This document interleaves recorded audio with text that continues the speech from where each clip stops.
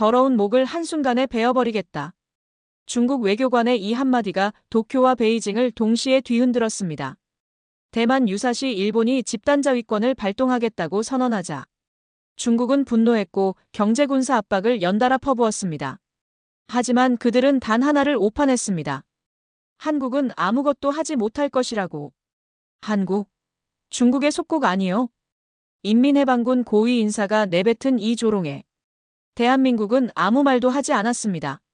아니, 아무 말도 하지 않은 것처럼 보였을 뿐입니다. 과연 중국은 알고 있을까요? 침묵 속에 숨겨진 한국의 그 무기를. 대만 전쟁이 열리는 순간 동아시아 전체의 판도가 72시간 만에 뒤집힐 수 있다는 사실을. 지금부터 그 진실을 공개합니다. 오전 11시 37분. 도쿄 중심부 국회의사당 본회의장. 천장의 조명이 하얗게 내려앉은 그 공간에서 누군가의 목소리가 마이크를 타고 퍼졌습니다. 전함이 동원되고 무력 사용이 있다면 어떻게 생각하든 존립위기 사태로 볼 수 있습니다. 다카이치 사나의 총리였습니다. 왜 일본 총리는 저런 발언을 했을까? 저는 그 순간 베이징 제 연구실에서 NHK 생중계를 보고 있었습니다. 저는 칭화대학교 국제관계학과 교수 리웨이입니다. 미국 하버드에서 국제정치학 박사학위를 받고 칭화대에 와서 동아시아 안보와 대만 문제를 20년 넘게 연구해왔죠. 화면 속 다카이치의 표정은 담담했습니다. 감정이 실리지 않은 거의 서류를 읽는 듯한 톤이었죠. 하지만 그 말 한마디가 무엇을 의미하는지 저는 너무나 정확하게 알고 있었습니다. 존립위기 사태. 일본 헌법 구조의 예외 조항. 자위대가 집단적 자위권을 행사할 수 있는 사실상 전쟁 개입의 법적 근거였습니다. 다시 말해 중국이 대만을 침공하는 순간 일본 자위대가 개입할 수 있다는 뜻이었습니다. 저는 모니터를 끄지 못했습니다. 야당 의원이 다시 물었습니다. 총리께서는 대만 해협 사태를 존립위기 사태로 규정할 수 있다는 말씀이십니까? 다카이치는 고개를 끄덕였습니다. 상황에 따라서는 그렇습니다. 그 순간 제 휴대전화가 진동했습니다. 외교부 연락망이었습니다. 단톡방에는 이미 23개의 메시지가 쌓여 있었습니다. 다카이치 발언 확인. 즉시 대응 필요. 외교부 긴급 브리핑 소집. 저는 창밖을 봤습니다. 베이징의 하늘은 흐렸습니다. 공기는 차갑고 바람은 없었죠. 그리고 저는 알고 있었습니다. 이 발언이 중국 언론에 번역되어 퍼지는 순간 무슨 일이 벌어질지. 그날 오후 2시. 중국 외교부 정례 브리핑장. 마오닝 대변인이 단상에 올랐습니다. 기자들의 카메라 플래시가 터졌고 마이크 숲이 그를 향해 쏠렸습니다. 일본 총리의 발언에 대해 어떻게 생각하십니까? 마오닝은 준비된 문서를 한번 내려다본 뒤 천천히 입을 열었습니다.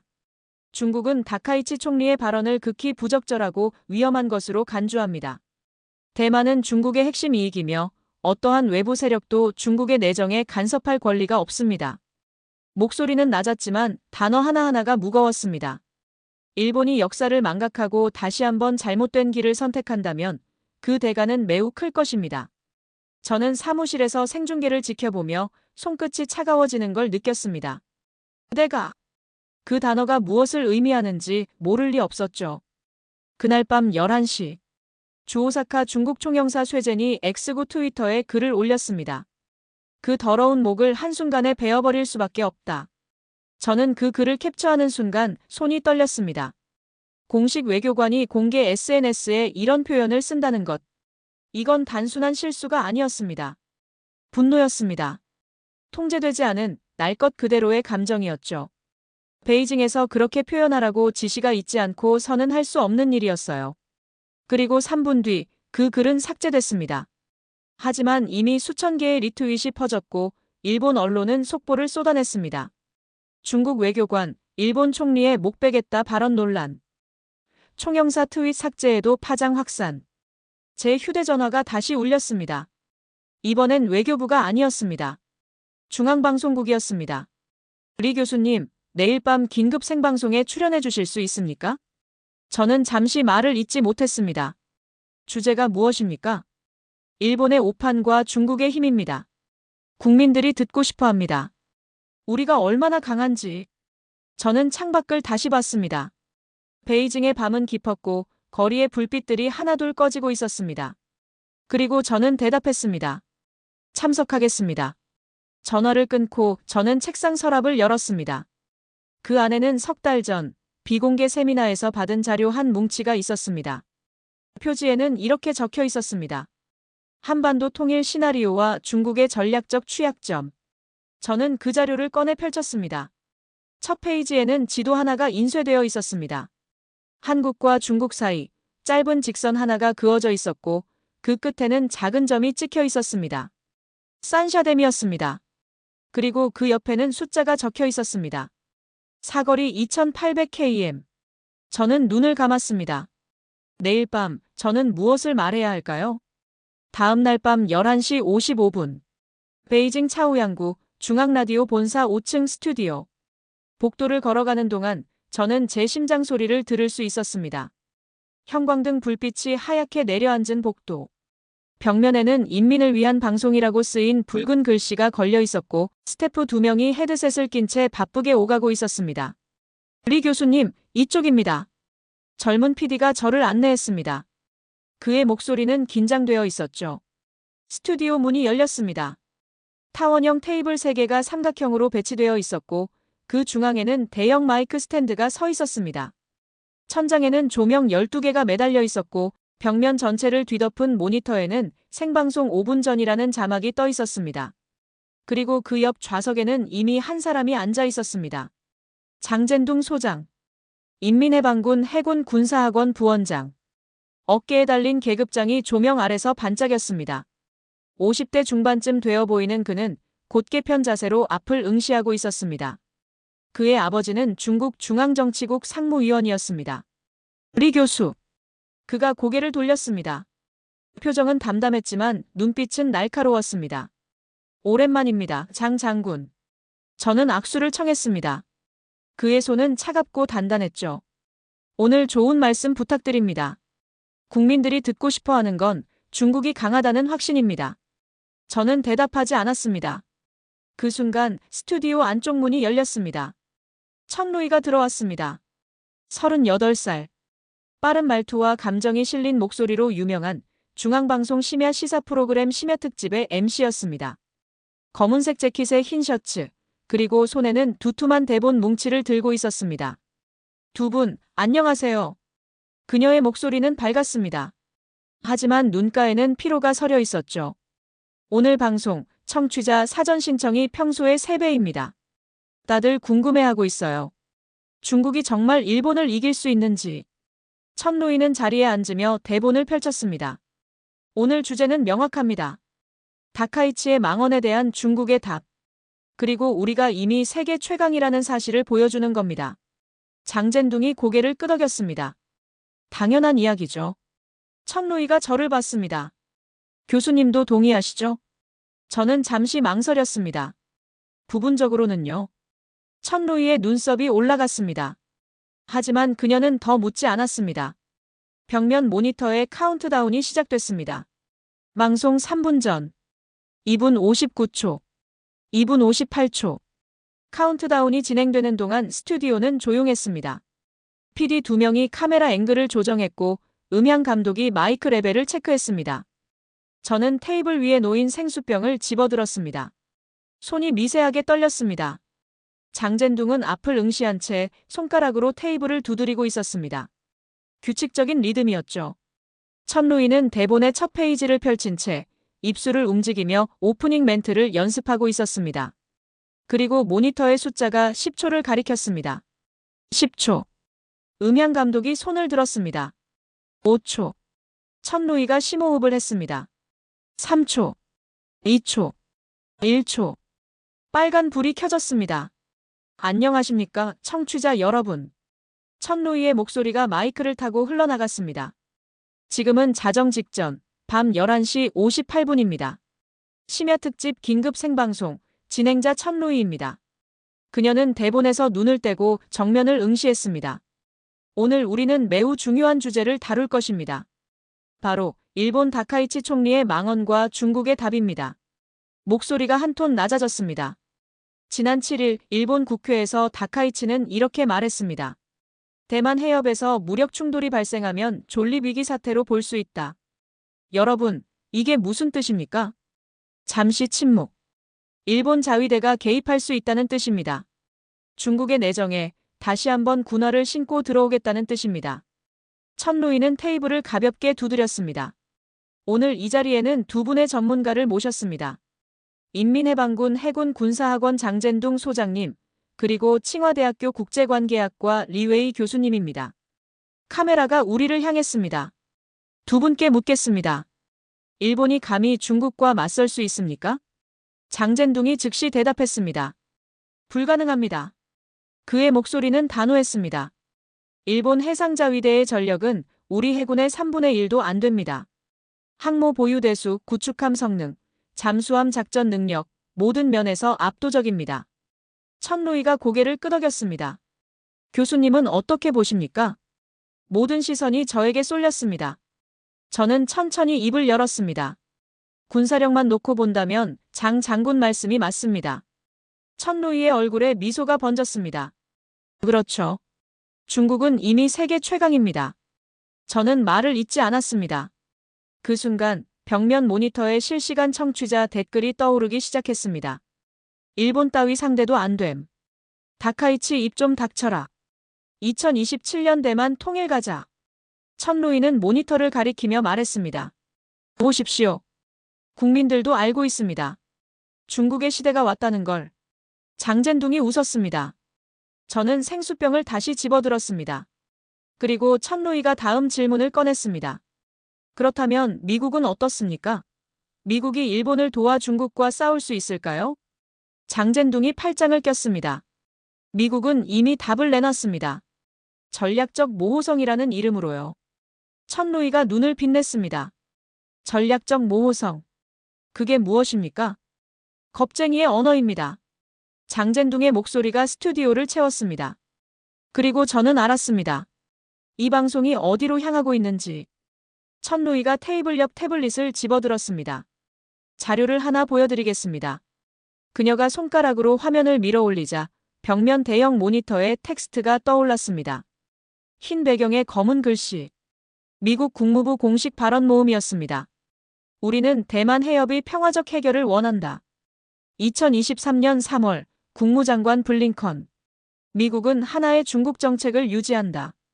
2024년 6월 백악관 대변인. 구체적인 군사 개입 여부는 상황에 따라 결정될 것이다. 2024년 11월 국방부 브리핑. 천루이는 화면을 가리키며 말했습니다. 보십시오. 미국은 명확한 답을 주지 않습니다. 중국이 대만을 공격하면 미국이 개입할 것인가? 그들은 말하지 않습니다. 장젠둥이 비웃듯 말했습니다. 말 못하는 겁니다. 천루이가 고개를 돌렸습니다. 왜 말 못합니까? 힘이 없으니까요. 장젠둥은 팔짱을 낀 채 몸을 앞으로 기울였습니다. 전략적 모호성이라는 건 결국 자신이 없다는 뜻입니다. 만약 미국이 정말로 중국과 전면전을 치를 자신이 있다면 이렇게 애매하게 말하겠습니까? 그는 손가락으로 테이블을 두드렸습니다. 중국이 대만을 건드리면 우리가 즉각 개입한다. 이렇게 선언하면 됩니다. 그런데 왜 안 합니까? 천루이가 눈을 빛냈습니다. 왜입니까? 못하는 겁니다. 모니터에 새로운 화면이 떴습니다. 이번에는 그래프였습니다. 세로축에는 숫자, 가로축에는 연도가 표시되어 있었죠. 중국 대 미국 경제기술 비교 2020년에서 2025년. 천루이가 화면을 가리키며 설명했습니다. 히토류 생산량, 중국이 전 세계의 78%. 배터리 생산, 중국이 65%. 태양광 패널, 중국이 80%입니다. 그녀는 목소리에 힘을 실었습니다. 미국이 중국과 전쟁을 하려면 이 모든 것 없이 싸워야 합니다. 가능하겠습니까? 장젠둥이 끄덕였습니다. 불가능하죠. 미국은 이미 공급망에서 중국에 종속되어 있습니다. 그들이 전쟁을 선언하는 순간 자국 경제가 먼저 무너집니다. 실시간 댓글창이 다시 활성화됐습니다. 미국 이제 끝났다. 중국 최고. 대만 통일 언제 하나요? 천루이는 댓글을 훑어보며 미소 지었습니다. 청취자 여러분도 같은 생각이신 것 같습니다. 교수님, 동의하십니까? 모든 시선이 다시 저에게 향했습니다. 저는 생수병을 내려놓았습니다. 부분적으로는요. 천루이의 미소가 잠깐 멈췄습니다. 부분적으로? 네. 저는 천천히 말했습니다. 경제 지표만 보면 장 장군 말씀이 맞습니다. 하지만 전쟁은 경제만으로 결정되지 않습니다.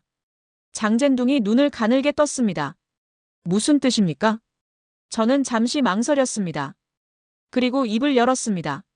미국이 전략적 모호성을 유지하는 이유는 약해서가 아닙니다. 오히려 너무 많은 변수를 동시에 관리하고 있기 때문입니다. 천루이가 테이블에 손을 올렸습니다. 변수요? 무슨 변수입니까? 일본, 필리핀, 호주, 그리고 저는 잠깐 멈췄습니다. 한국입니다. 스튜디오가 조용해졌습니다. 천루이는 고개를 갸우뚱했습니다. 한국이요? 네. 저는 테이블 위에 놓인 서류 뭉치를 집어들었습니다. 제가 직접 준비해온 자료였죠. 미국의 동아시아 전략에서 일본은 해상 방어의 축입니다. 하지만 실질적인 작전 거점은 한국입니다. 장젠둥이 비웃었습니다. 한국 따위가 뭐가 중요합니까? 경제 규모도 작고 군사력도 일본보다 약한데. 저는 그를 똑바로 봤습니다. 장 장군, 한국은 중국 본토와 가장 가까운 미국 동맹국입니다. 베이징까지 직선거리로 950km, 상하이까지는 870km입니다. 천루이가 태블릿을 내려놓았습니다.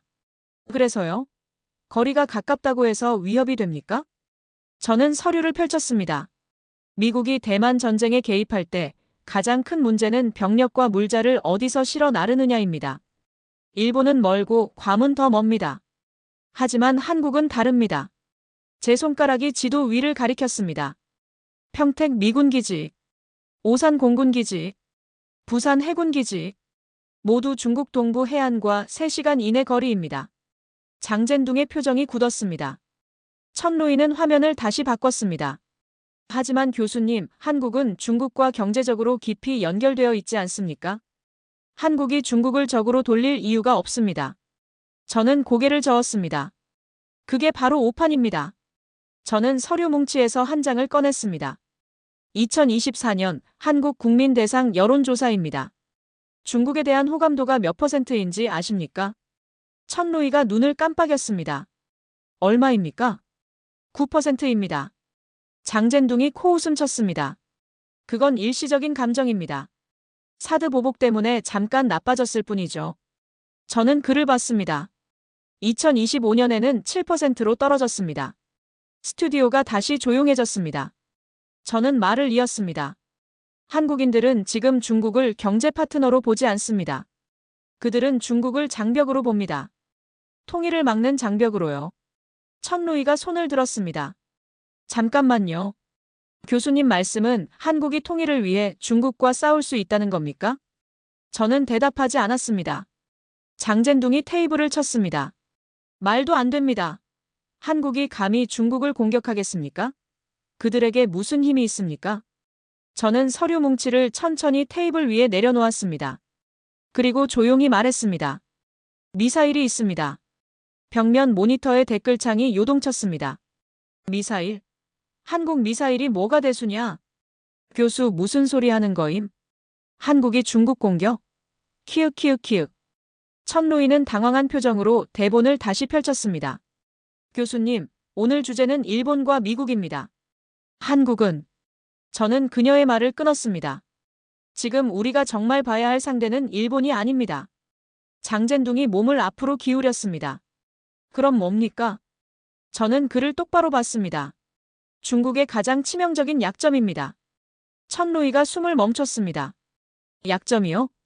저는 고개를 끄덕였습니다. 산샤댐입니다. 그 순간 스튜디오의 모든 소리가 멈췄습니다. 장젠둥이 벌떡 일어났습니다. 리 교수. 그의 목소리가 스튜디오를 울렸습니다.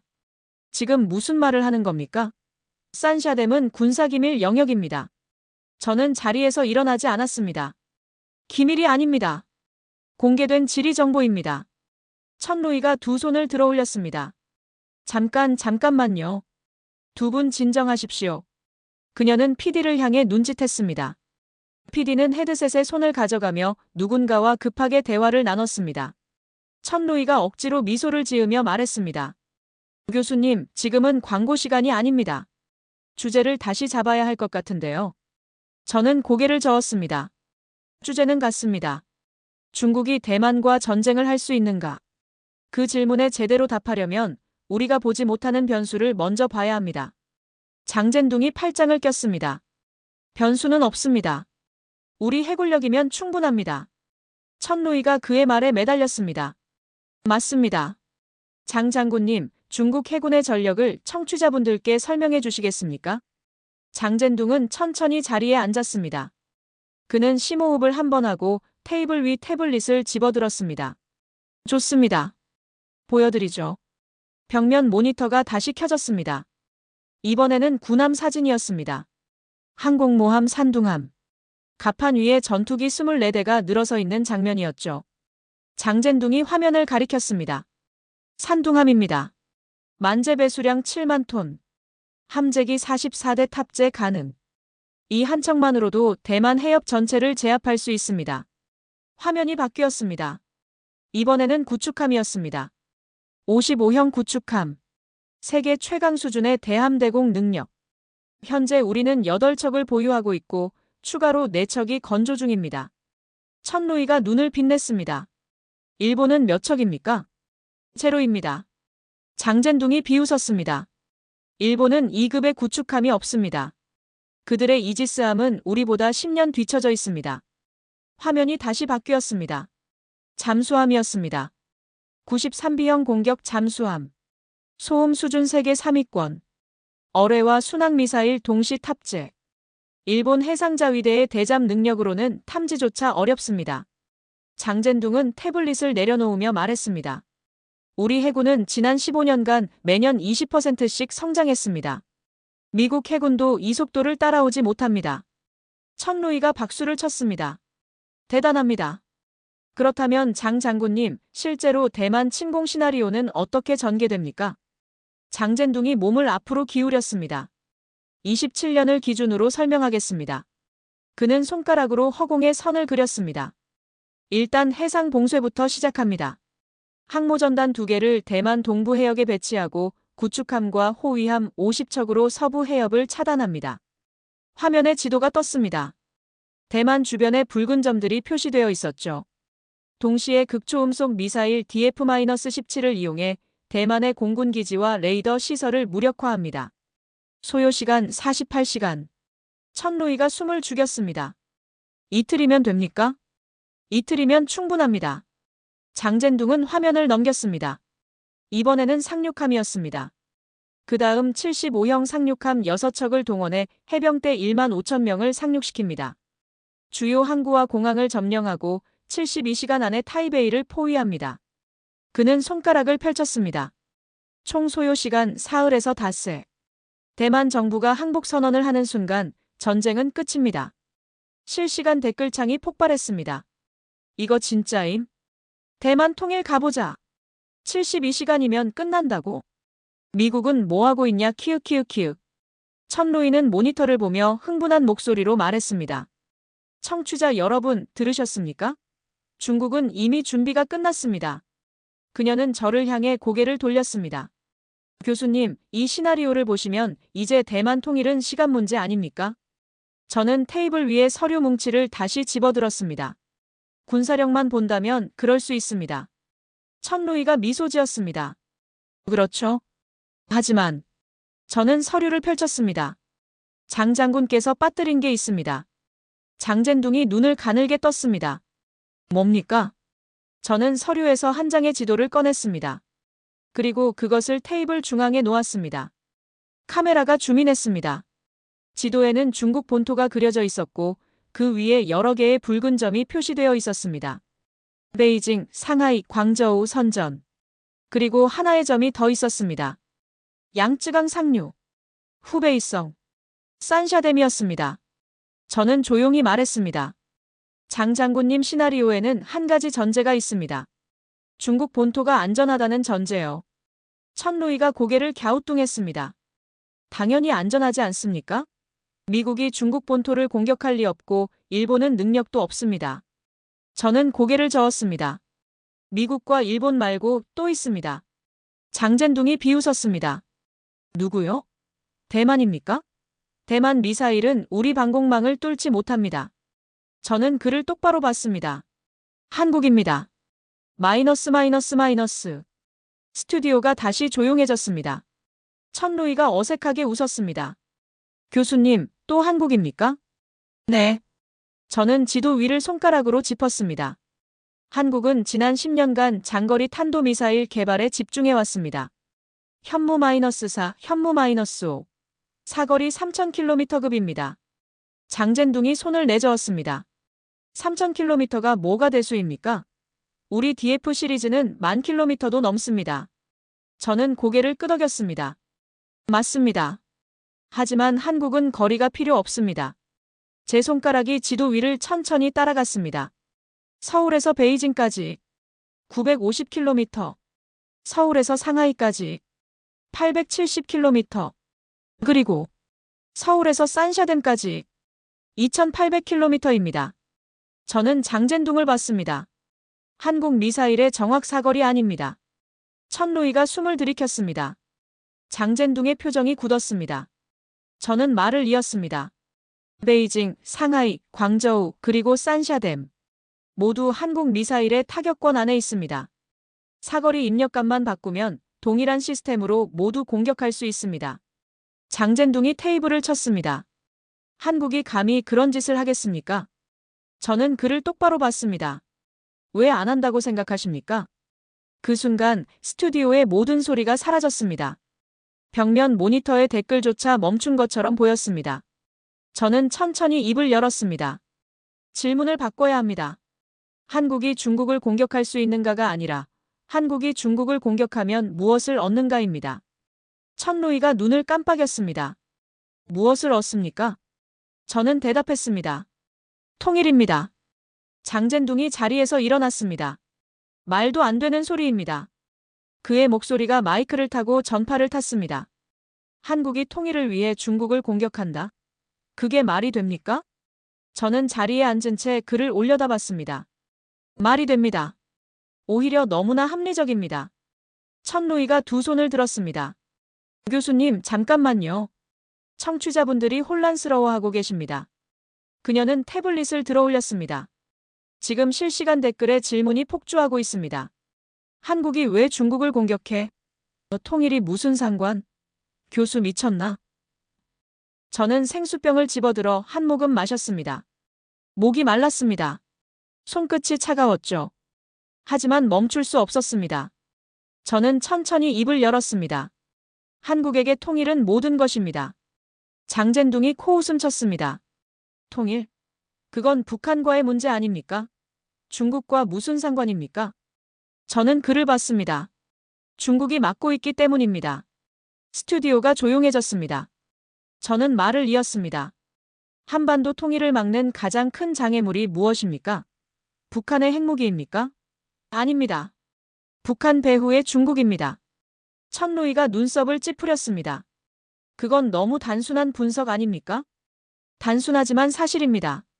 저는 테이블 위에 서류를 다시 펼쳤습니다. 중국은 북한을 완충지대로 유지하고 싶어 합니다. 미군이 압록강까지 올라오는 걸 원하지 않죠. 그래서 북한 정권이 무너지는 걸 절대 용납하지 않습니다. 장젠둥이 팔짱을 꼈습니다. 당연한 이야기 아닙니까? 우리 안보를 위해 필요한 조치입니다. 맞습니다. 중국 입장에서는 당연합니다. 저는 고개를 끄덕였습니다. 하지만 한국 입장에서는 어떻습니까? 천루이가 고개를 갸우뚱했습니다.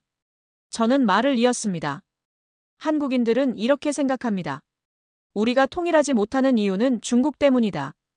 북한이 아무리 도발해도 무너지지 않는 이유, 중국이 뒤에서 받쳐주기 때문입니다. 저는 서류 한 장을 꺼냈습니다. 2024년 서울대학교 통일평화연구원 조사입니다. 천루이가 몸을 앞으로 기울였습니다. 무슨 조사입니까? 한반도 통일의 최대 장애물은 무엇인가라는 질문이었습니다. 응답자의 62%가 중국이라고 답했습니다. 장젠둥이 손을 내저었습니다. 그건 여론조사일 뿐입니다. 실제 정책과는 다릅니다. 저는 고개를 저었습니다. 정책도 마찬가지입니다. 저는 서류를 넘겼습니다.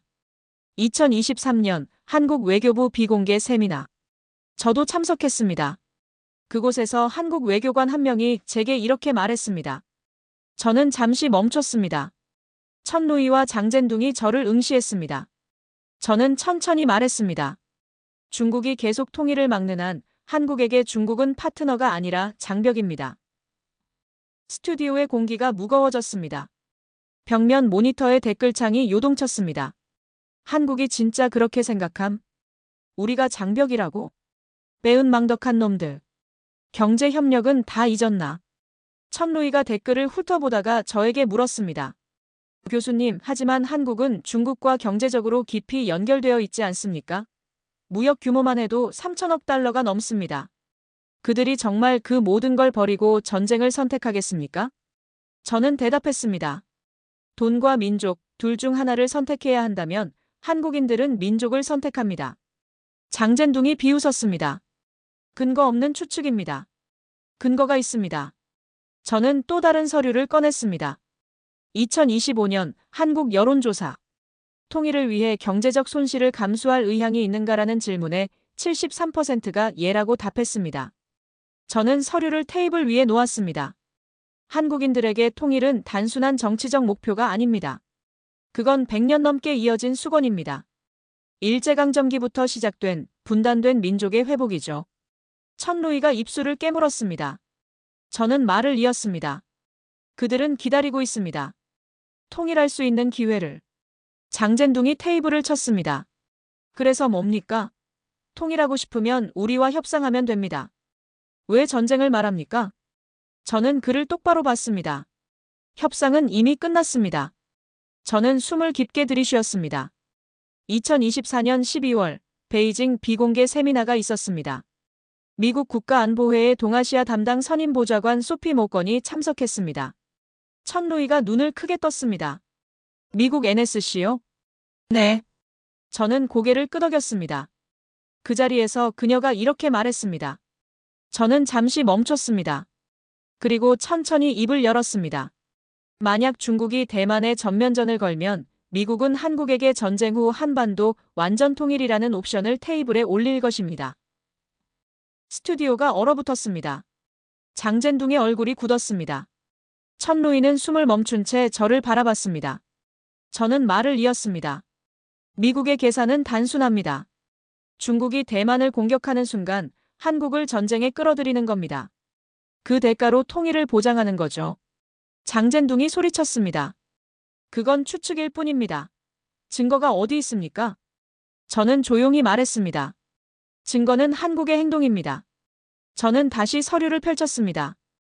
2022년 한국은 미국과의 미사일 지침을 완전히 해제했습니다. 이제 한국은 사거리 제한 없이 탄도미사일을 개발할 수 있습니다. 천루이가 눈썹을 찌푸렸습니다. 그게 뭐가 중요합니까? 매우 중요합니다. 저는 손가락으로 테이블을 짚었습니다. 미국이 한국에게 미사일 개발을 허용한 이유는 북한 때문이 아닙니다. 중국 때문입니다. 장젠둥이 입을 열었지만 저는 말을 계속했습니다. 2023년부터 2025년까지 한국은 현무-4와 현무-5 미사일을 대량 생산했습니다. 현재 보유량은 600발 이상으로 추정됩니다. 저는 지도를 다시 가리켰습니다. 600발. 베이징, 상하이, 광저우, 선전을 동시에 타격하기에 충분한 숫자입니다. 천루이가 손을 떨며 물었습니다. 그럼 교수님 말씀은 한국이 정말로 중국을 공격할 준비를 하고 있다는 겁니까? 저는 고개를 저었습니다. 준비가 아닙니다. 대기입니다. 장젠둥이 소리쳤습니다. 대기? 무슨 대기입니까? 저는 그를 봤습니다. 중국이 대만을 공격하기를 대기하고 있습니다. 저는 서류 뭉치를 덮었습니다. 중국이 대만과 전쟁을 시작하는 순간 한국은 미국과의 합의를 통해 중국 공격과 통일 보장이라는 거래를 요구할 겁니다. 저는 목소리에 힘을 실었습니다. 한국 입장에서 이보다 완벽한 타이밍은 없습니다.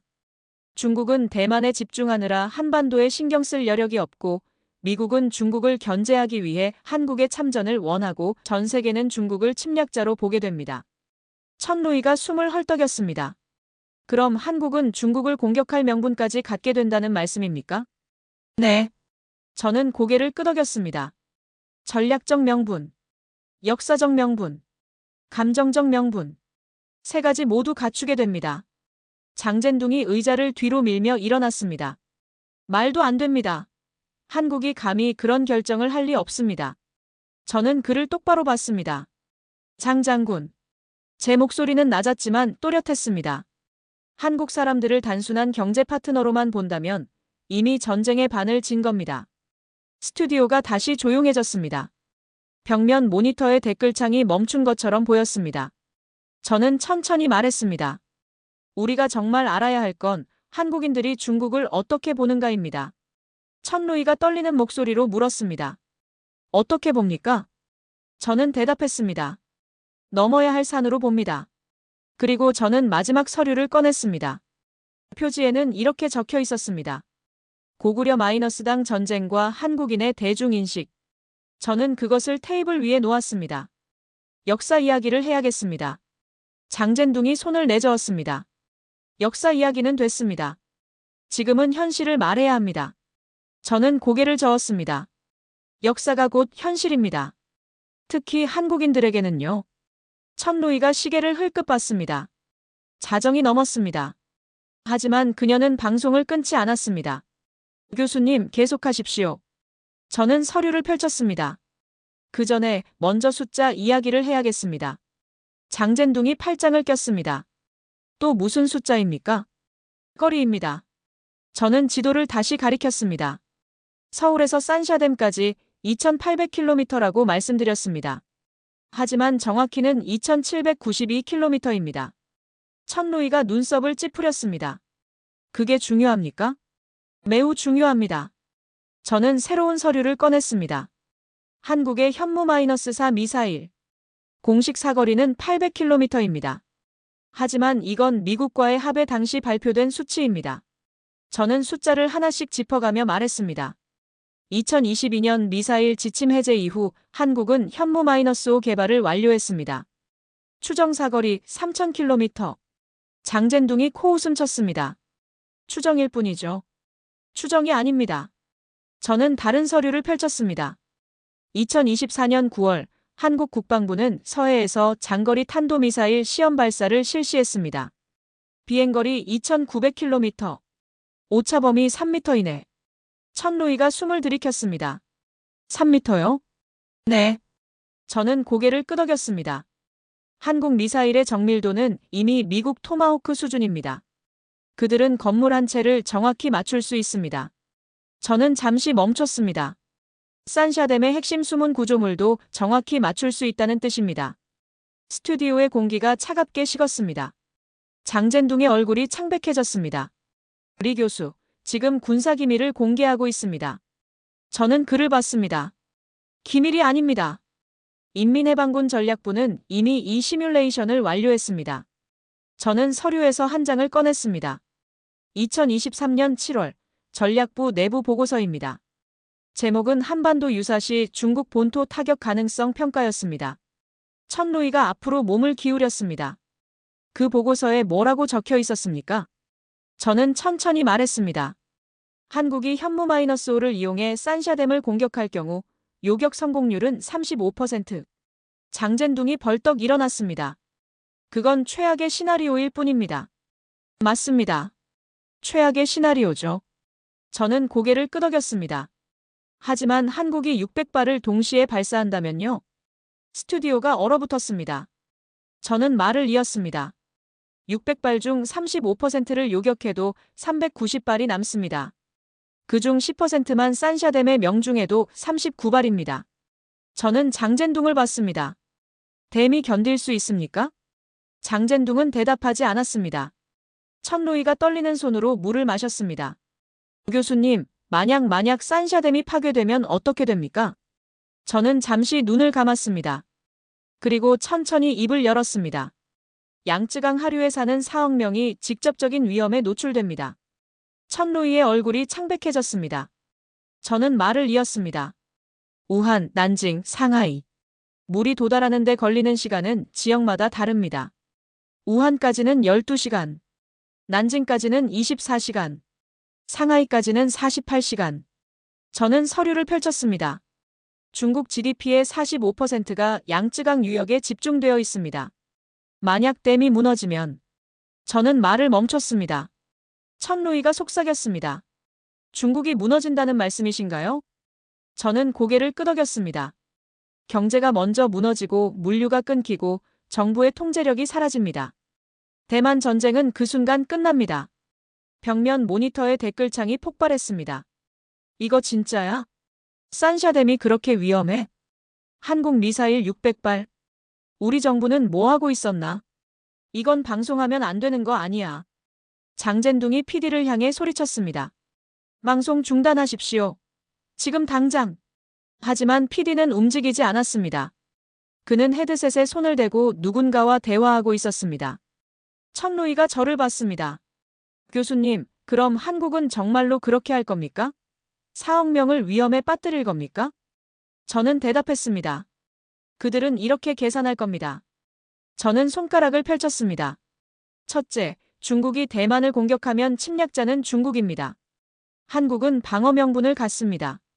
둘째, 미국이 통일을 보장하면 한국은 100년 수건을 이룹니다. 셋째, 산샤댐 공격은 중국의 전쟁 능력을 즉시 무력화합니다. 한국은 보복당하지 않습니다. 저는 천루이를 봤습니다. 그들은 주저하지 않을 겁니다. 장젠둥이 테이블을 내리쳤습니다. 말도 안 됩니다. 한국이 그렇게 냉혹할 리 없습니다. 저는 조용히 말했습니다. 장 장군, 한국은 이미 여러 번 냉혹했습니다. 언제요? 베트남 전쟁입니다. 저는 서류를 넘겼습니다. 한국은 5만 명의 군대를 베트남에 파병했습니다. 그들은 미국의 요청을 받아들였고 전쟁터에서 매우 효과적으로 싸웠습니다. 왜입니까? 천루이가 눈을 깜빡였습니다. 왜입니까?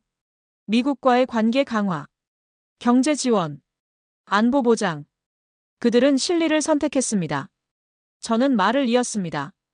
한국인들은 감정적으로 보일 때가 많지만 결정적인 순간에는 매우 냉정합니다. 통일이라는 목표 앞에서는 더욱 그렇습니다.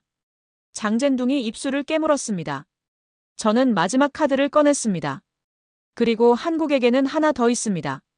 천루이가 물었습니다. 뭡니까? 저는 대답했습니다. 중국을 이기고 싶다는 오래된 열망입니다. 저는 테이블 위에 서류 뭉치를 다시 집어들었습니다. 표지에는 이렇게 적혀 있었습니다. 고구려 마이너스당 전쟁과 한국인의 대중인식. 저는 그것을 펼쳤습니다. 이제 역사 이야기를 해야겠습니다. 천루이가 고개를 끄덕였습니다. 장젠둥은 자리에 앉았지만 얼굴은 여전히 굳어 있었습니다. 저는 천천히 말을 시작했습니다. 한국인들에게 중국은 단순한 이웃이 아닙니다. 그들에게 중국은 수천 년간 넘어야 할 산이었습니다. 저는 첫 페이지를 넘겼습니다. 그리고 그 산을 넘은 기억이 그들의 DNA에 새겨져 있습니다. 벽면 모니터에 한 장의 그림이 떠올랐습니다. 성벽이었습니다. 그 위에 군사들이 서 있었고 멀리 수많은 군대가 진을 치고 있었죠. 저는 조용히 말했습니다. 안시성입니다. 그리고 저는 그 이야기를 시작했습니다. 645년. 저는 모니터를 가리켰습니다. 당나라 황제 이세민이 직접 이끈 15만 대군이 안시성을 포위했습니다. 화면에는 고구려 산성의 이미지가 떠 있었습니다. 그 주위를 둘러싼 수많은 군대. 고구려 군사는 3,000명. 50대 1이었습니다. 천루이가 숨을 죽였습니다. 저는 말을 이었습니다. 당나라는 60일 동안 공격했습니다. 화살이 빗발쳤고 돌이 날아왔고 땅이 흔들렸습니다. 하지만 안시성은 무너지지 않았습니다. 저는 잠시 멈췄습니다. 그리고 겨울이 왔습니다. 이세민은 후퇴할 수밖에 없었습니다. 장젠둥이 손을 내저었습니다. 그건 1400년 전 이야기입니다. 지금과 무슨 상관입니까? 저는 그를 봤습니다. 상관이 있습니다. 한국인들은 그 이야기를 지금도 기억합니다. 저는 서류를 넘겼습니다. 2024년 한국 초등학교 역사교과서. 안시성 전투는 필수 교육과정입니다. 모든 한국 어린이가 배웁니다. 천루이가 눈을 깜빡였습니다. 지금도요? 네. 지금도입니다. 저는 말을 이었습니다. 그들은 어렸을 때부터 배웁니다. 중국은 크고 강하지만 우리도 이길 수 있다고. 우리 조상들이 해냈다고. 저는 서류를 또 넘겼습니다. 612년. 살수대첩. 화면이 바뀌었습니다. 강이 흐르는 이미지였습니다. 수나라 황제 양제가 113만 대군으로 고구려를 침공했습니다. 천로이가 숨을 멈췄습니다. 113만이요? 네. 당시 세계 최대 규모의 군대였습니다. 저는 지도를 가리켰습니다. 하지만 살수, 지금의 청천강에서 고구려 장군 을지문덕이 매복했습니다. 수나라 군대는 몰살당했습니다. 살아서 돌아간 병사는 2,700명 뿐이었습니다. 장젠둥이 코웃음 쳤습니다. 전설 같은 이야기입니다. 전설이 아닙니다. 저는 글을 똑바로 봤습니다. 중국 역사서 자치통감에도 기록되어 있습니다. 장 장군도 아실 겁니다. 장젠둥은 대답하지 않았습니다. 저는 말을 이었습니다. 한국인들에게 이 이야기들은 단순한 과거가 아닙니다. 그들에게 이것은 증명입니다. 천로이가 물었습니다. 무엇의 증명입니까? 중국을 이길 수 있다는 증명입니다. 저는 서류를 덮었습니다. 한국인들의 집단 기억 속에는 이런 서사가 있습니다. 우리는 작지만 강하다. 우리는 중국과 싸워 이긴 적이 있다. 저는 목소리에 힘을 실었습니다. 그리고 그들은 지금도 중국을 그렇게 봅니다. 크고 강하지만 반드시 이겨야 할 산으로요. 천로이가 고개를 저었습니다. 하지만 교수님, 그건 민족주의적 감정일 뿐입니다. 실제 정책과는 다르지 않습니까? 저는 대답했습니다. 정책도 마찬가지입니다. 저는 새로운 서류를 꺼냈습니다. 2023년 12월 베이징 비공개 세미나. 한국 외교부 한반도평화교섭본부 국장 김도윤과 제가 식사를 했습니다. 저는 눈을 감았습니다. 그날의 기억이 선명했습니다. 베이징 차오양구의 한 조용한 식당. 창밖으로는 눈이 내리고 있었죠. 김도윤은 45살. 침착하고 말수가 적은 사람이었습니다. 우리는 한반도 정세에 대해 이야기했습니다.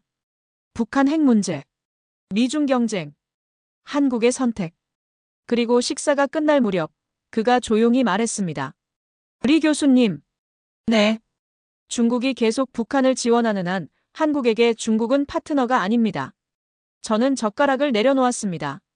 그가 말을 이었습니다. 우리는 통일하고 싶습니다. 절실하게요. 하지만 중국이 막고 있습니다. 한중 관계를 생각하면. 그가 제 말을 끊었습니다. 돈과 민족 중 하나를 선택해야 한다면 한국인들은 민족을 선택할 겁니다. 그의 눈빛은 차갑고 단호했습니다.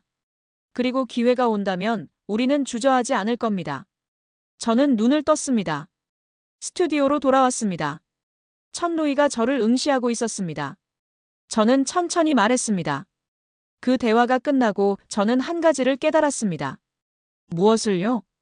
한국에게 통일은 협상 대상이 아니라는 걸. 저는 테이블에 손을 올렸습니다. 그들은 기다리고 있습니다. 통일할 수 있는 기회를. 그 기회를 위해서라면 그들은 모든 것을 걸 준비가 되어 있습니다. 장젠둥이 비웃었습니다. 모든 것이요? 경제 붕괴도 감수하겠다는 겁니까? 네. 저는 고개를 끄덕였습니다. 한국은 이미 한 번 그렇게 했습니다. 저는 서류를 펼쳤습니다. 1997년. 아시아 금융위기. 천로이가 고개를 갸우뚱했습니다. 그게 무슨 상관입니까? 한국은 그때 거의 망했습니다. 외환보유고가 바닥났고 IMF에 구제금융을 요청해야 했습니다. 저는 다음 페이지를 넘겼습니다. 하지만 한국 국민들은 금을 모았습니다. 집에 있는 금반지, 목걸이, 모든 것을 모아서 나라에 바쳤습니다. 350만 명이 참여했고 227톤의 금이 모였습니다. 천로이의 눈이 커졌습니다. 350만 명이요? 네. 그들은 나라를 살리기 위해 자기 재산을 버렸습니다. 저는 천로이를 봤습니다. 그리고 4년 만에 IMF 빚을 갚았습니다. 세계에서 가장 빠른 회복이었죠. 저는 말을 이었습니다. 한국인들은 그렇게 합니다. 개인의 이익보다 민족의 생존을 선택합니다. 통일도 마찬가지일 겁니다. 장젠둥이 테이블을 쳤습니다. 그래도 전쟁은 다릅니다. 4억 명을 위험에 빠뜨리는 건 다른 문제입니다. 저는 그를 봤습니다. 장 장군, 한국인들은 이렇게 생각할 겁니다. 저는 천천히 말했습니다. 첫째, 전쟁을 시작한 건 중국입니다. 대만을 침공한 건 중국이죠. 둘째, 한국은 자국의 생존과 통일을 위해 싸우는 겁니다. 정당방위입니다.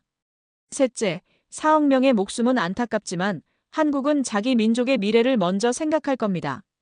저는 목소리에 무게를 실었습니다. 그들은 주저하지 않을 겁니다. 스튜디오가 조용해졌습니다. 벽면 모니터의 댓글창이 요동쳤습니다. 한국이 진짜 그렇게 할까? 미쳤나 4억 명을. 우리가 대만 건드리면 안 되는 거 아냐? 이거 너무 무섭다. 천루이가 떨리는 목소리로 물었습니다. 교수님, 그럼 해법은 없습니까? 이 모든 걸 피할 방법은요? 저는 잠시 망설였습니다. 그리고 대답했습니다. 있습니다. 천루이가 앞으로 몸을 기울였습니다. 뭡니까? 저는 조용히 말했습니다. 대만을 건드리지 않는 겁니다. 장젠둥이 벌떡 일어났습니다. 말도 안 됩니다. 대만은 중국 땅입니다. 저는 고개를 끄덕였습니다. 맞습니다. 하지만 그 땅을 되찾으려다가 본토를 잃을 수도 있습니다. 저는 지도를 다시 가리켰습니다. 산샤댐, 베이징, 상하이, 그리고 한반도. 중국이 대만을 공격하는 순간 한국은 움직일 겁니다. 미국의 지원 아래 산샤댐을 향해 미사일을 발사할 겁니다. 저는 장젠둥을 봤습니다. 그리고 중국은 선택해야 합니다. 대만을 계속 공격할 것인가 아니면 본토를 지킬 것인가. 장젠둥은 대답하지 않았습니다. 저는 말을 이었습니다. 둘 다 할 수는 없습니다. 천루이가 고개를 떨구었습니다. 저는 마지막으로 말했습니다. 중국이 정말 강한지 알고 싶다면 이 질문에 답해야 합니다. 저는 목소리를 낮췄습니다. 중국은 대만 하나를 위해 본토 전체를 걸 수 있습니까? 스튜디오가 얼어붙었습니다. 그리고 저는 마지막 서류를 펼쳤습니다. 이제 마지막 이야기를 해야겠습니다. 천루이가 떨리는 목소리로 물었습니다. 무슨 이야기입니까? 저는 대답했습니다. 한국인들이 중국을 어떻게 보는지, 그 감정의 뿌리가 어디에서 왔는지. 저는 서류 표지를 가리켰습니다. 고구려의 기억, 중국을 이기는 데서 오는 희열. 역사와 감정의 이야기입니다. 저는 서류를 펼쳤습니다. 천천히. 한 장씩. 한국인들에게 중국은 무엇일까요? 저는 스튜디오를 둘러봤습니다. 천루이와 장젠둥이 저를 응시했습니다. 카메라에 빨간 불이 여전히 켜져 있었죠. 이웃입니까? 파트너입니까? 위협입니까? 저는 고개를 저었습니다. 아닙니다. 한국인들에게 중국은 넘어야 할 산입니다. 그리고 그 산을 넘었을 때 느끼는 감정은. 저는 잠시 멈췄습니다. 희열입니다. 장젠둥이 손을 내저었습니다. 또 감정 이야기입니까? 국제 정치는 감정으로 움직이지 않습니다. 저는 그를 봤습니다. 틀렸습니다. 제 목소리는 낮았지만 단호했습니다. 국제 정치는 언제나 감정으로 움직입니다. 특히 전쟁은요. 저는 서류를 가리켰습니다. 제2차 세계대전. 독일이 프랑스를 공격한 이유는 경제 때문이 아니었습니다. 제1차 대전의 굴욕 때문이었습니다. 중일 전쟁. 일본이 중국을 침략한 이유는 자원만이 아니었습니다. 아시아의 패권을 차지하고 싶다는 욕망 때문이었습니다. 저는 테이블을 가볍게 두드렸습니다. 전쟁에는 항상 감정이 있습니다. 한국도 마찬가지입니다. 저는 서류의 첫 페이지를 넘겼습니다. 화면에 지도가 떠올랐습니다. 고구려의 영토였습니다. 한국인들은 어렸을 때부터 이 지도를 봅니다. 저는 지도를 가리켰습니다. 고구려. 서기 400년대부터 700년대까지 존재했던 왕국. 만주 전체와 한반도 북부를 차지했던 강국입니다. 천루이가 눈을 깜빡였습니다. 만주요? 네. 지금의 랴오닝성, 지린성, 헤이룽장성 전체가 고구려 땅이었습니다. 저는 잠시 멈췄습니다. 그리고 한국인들은 그것을 잊지 않았습니다. 장젠둥이 코웃음 쳤습니다. 1400년 전 이야기를 아직도 기억합니까? 기억합니다. 저는 고개를 끄덕였습니다. 한국의 교과서, 드라마, 영화, 소설. 모든 곳에 고구려가 있습니다. 그들은 고구려를 자랑스러워합니다. 저는 목소리에 힘을 실었습니다. 왜냐하면 고구려는 중국과 싸워 이긴 나라이기 때문입니다. 저는 서류를 넘겼습니다. 2002년 한중 역사 갈등이 폭발했습니다. 천루이가 고개를 갸우뚱했습니다. 무슨 일이 있었습니까? 중국의 동북공정입니다. 저는 설명했습니다. 중국 정부가 고구려를 중국 역사의 일부라고 주장했습니다. 고구려는 중국의 지방 정권이었다고요. 저는 잠시 멈췄습니다. 한국인들은 격분했습니다. 화면에 당시 한국 뉴스 헤드라인들이 떠올랐습니다. 중국, 고구려 역사 왜곡. 우리 역사를 빼앗으려는 중국. 동북공정 즉각 중단하라. 저는 말을 이었습니다. 한국에서는 대규모 시위가 일어났습니다. 중국 대사관 앞에서 수천 명이 모였고 국회는 결의안을 통과시켰습니다. 천루이가 눈을 내리깔았습니다. 저는 다음 페이지를 펼쳤습니다. 2024년 여론조사입니다. 중국을 신뢰하지 않는 이유를 물었더니 43%가 역사 왜곡 때문이라고 답했습니다. 저는 천루이를 봤습니다. 경제 문제도 아니고 안보 문제도 아닙니다. 역사입니다. 장젠둥이 팔짱을 꼈습니다. 그건 과거 정부의 실수였습니다. 지금은 다릅니다. 저는 고개를 저었습니다. 지금도 마찬가지입니다. 저는 서류에서 한 장을 꺼냈습니다. 2024년 중국 역사교과서. 고구려는 여전히 중국 고대 지방 민족 정권으로 기술되어 있습니다. 저는 그 문서를 테이블 위에 놓았습니다. 한국인들은 이것을 압니다. 그들은 중국이 자기 역사를 빼앗으려 한다고 생각합니다. 저는 목소리를 낮췄습니다. 그리고 그들은 이렇게 생각합니다. 중국은 과거에도 우리를 집어삼키려 했고 지금도 그러고 있다고. 천루이가 입술을 깨물었습니다. 저는 말을 이었습니다. 그래서 한국인들에게 중국과의 전쟁은 단순한 군사 충돌이 아닙니다. 저는 잠시 멈췄습니다. 그건 생존의 문제입니다. 정체성의 문제입니다. 저는 서류를 넘겼습니다. 이제 조선시대 이야기를 해야겠습니다. 화면에 새로운 이미지가 떠올랐습니다. 조선시대 궁궐이었습니다. 1636년. 병자호란. 저는 조용히 말했습니다.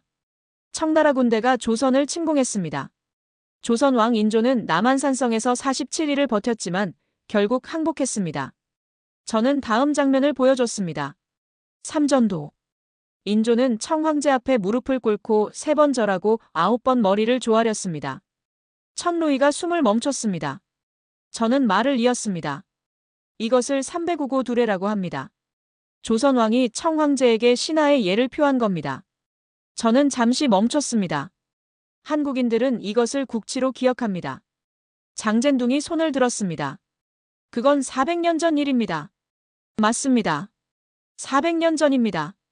저는 고개를 끄덕였습니다. 하지만 한국인들은 잊지 않았습니다. 저는 서류를 펼쳤습니다. 2024년 한국 역사교과서. 병자호란은 중학교 필수 과정입니다. 모든 한국 학생들이 배웁니다.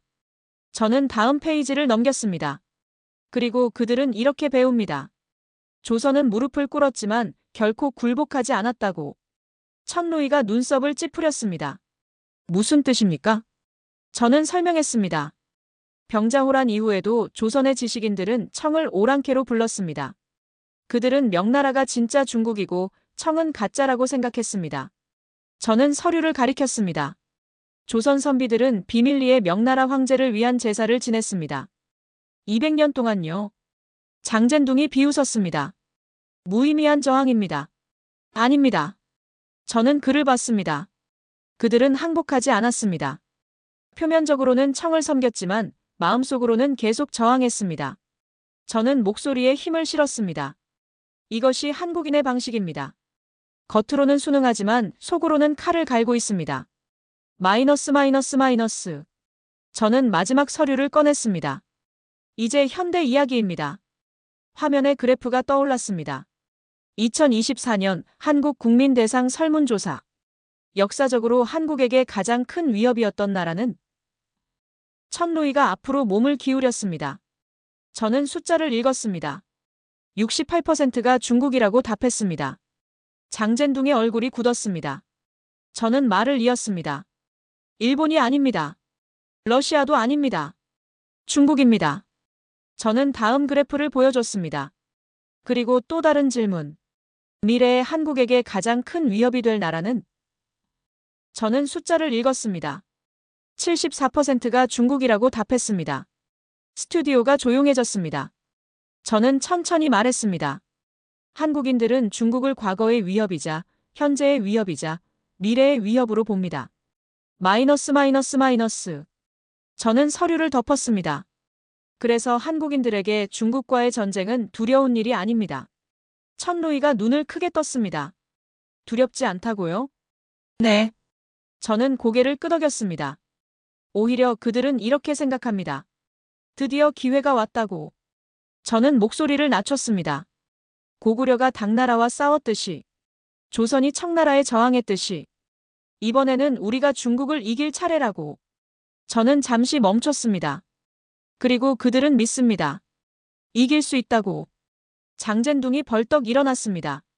말도 안 됩니다. 한국이 중국을 이긴다고. 저는 조용히 말했습니다. 이미 이긴 적이 있습니다. 여러 번요. 저는 마지막 장을 펼쳤습니다. 한국인들의 집단 기억 속에는 이런 서사가 있습니다. 저는 천천히 읽었습니다. 첫째, 우리는 중국보다 작지만 더 용감하다. 둘째, 우리는 중국과 싸워서 이긴 역사가 있다. 셋째, 중국은 크지만 느리다. 우리는 작지만 빠르다. 넷째, 중국은 우리를 무시하지만 그게 그들의 약점이다. 저는 서류를 내려놓았습니다. 그리고 다섯째, 저는 천루이와 장젠둥을 번갈아 봤습니다. 중국을 이기는 것은 단순한 승리가 아니다. 그건 우리 민족의 자존심을 회복하는 일이다. 저는 목소리에 무게를 실었습니다. 한국인들에게 중국과의 전쟁은 경제 계산이 아닙니다. 군사력 비교도 아닙니다. 저는 잠시 멈췄습니다. 그건 1000년 넘게 쌓인 감정의 폭발입니다. 벽면 모니터의 댓글창이 멈춘 것처럼 조용했습니다. 천루이는 고개를 떨구고 있었습니다. 장젠둥은 자리에 앉았지만 입을 열지 못했습니다. 저는 마지막으로 말했습니다.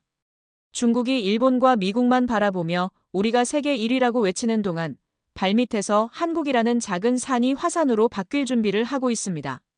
저는 테이블 위에 지도를 가리켰습니다. 산샤댐, 베이징, 상하이, 그리고 한반도. 우리가 정말 전쟁을 준비하고 싶다면 먼저 한국을 이해해야 합니다. 저는 목소리를 낮췄습니다. 그렇지 않으면 대만을 향해 쏜 우리의 첫 발이 양쯔강 상류로 되돌아오는 날이 올 겁니다. 스튜디오가 정적에 휩싸였습니다. 카메라의 빨간 불은 여전히 켜져 있었습니다. 천루이는 입을 열려다 닫았습니다. 장젠둥은 고개를 돌려 창밖을 봤습니다. 저는 생수병을 집어들었습니다. 손이 떨렸습니다. 그리고 그 순간 PD가 헤드셋을 벗으며 소리쳤습니다. 방송 중단. 지금 당장. 화면이 꺼졌습니다. 하지만 이미 늦었습니다. 전국의 청취자들이 들었습니다. SNS는 폭발했습니다. 위챗, 웨이보, 더우인. 모든 곳에서 똑같은 단어들이 쏟아졌습니다. 해시태그 한국, 해시태그 산샤댐, 해시태그 통일, 해시태그 고구려. 저는 서류를 천천히 정리했습니다. 그리고 조용히 중얼거렸습니다. 이제 시작이군요. 스튜디오 밖에서 발소리가 들렸습니다. 누군가 오고 있었습니다. 저는 자리에서 일어났습니다. 창밖으로 베이징의 새벽이 밝아오고 있었습니다. 하지만 그 빛은 어둠보다 더 차갑게 느껴졌습니다.